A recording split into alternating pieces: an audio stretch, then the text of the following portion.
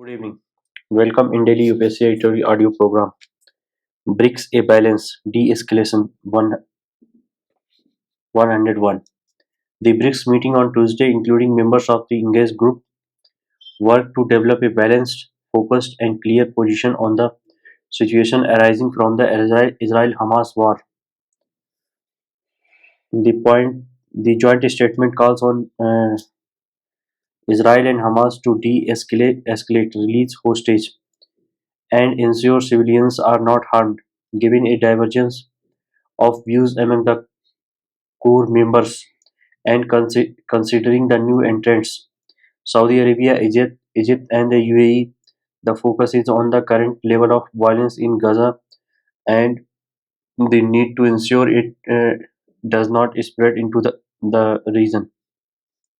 This meet should come as a wake-up call of sorts for India, while New Delhi once again has sought to inject a sense of balance. There is clearly a bigger pull to present the forum as an alternative to the Western-dominated G7, even as the joint statement speak out against acts of violence against Israel and Palestinian civilians.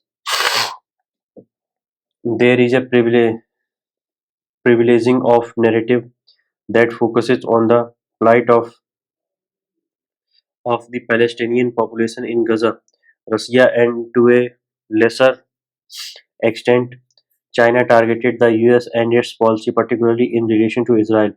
The failure of the group to collectively call out Hamas for its terror activities is a concern.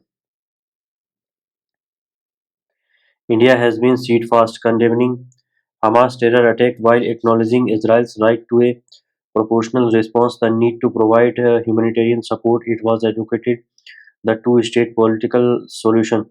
New Delhi needs to step up, use its relations in the region and with the US and European countries to push Israel and Palestinians towards a political solution. Such an effort will ensure that its role as balancer in BRICS is safeguarded and augmented, more so as the BRICS chair passes next to Russia, and neither war in Europe or the Levant seems to be coming to a close.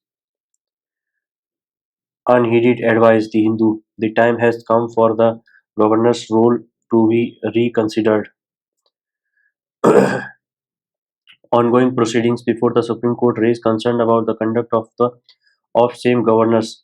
The key issue that has forced state governments to approach the courts is readiness.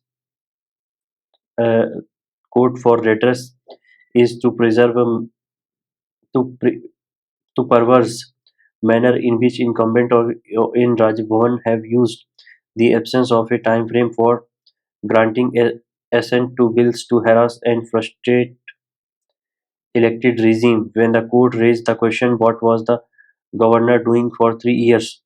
With respect to the Tamil Nadu governor R.N. Ravi, it was underscoring the fact that he disposed of pending bills only after the court's observations about the delay in an earlier hearing. The governor's reluctance to act until an aggrieved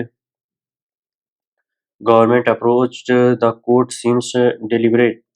The hearing was marked by some questions and answers about the implications of the governor's action in withholding his assent to 10 bills and the response of the State Assembly in passing the bills for a second time.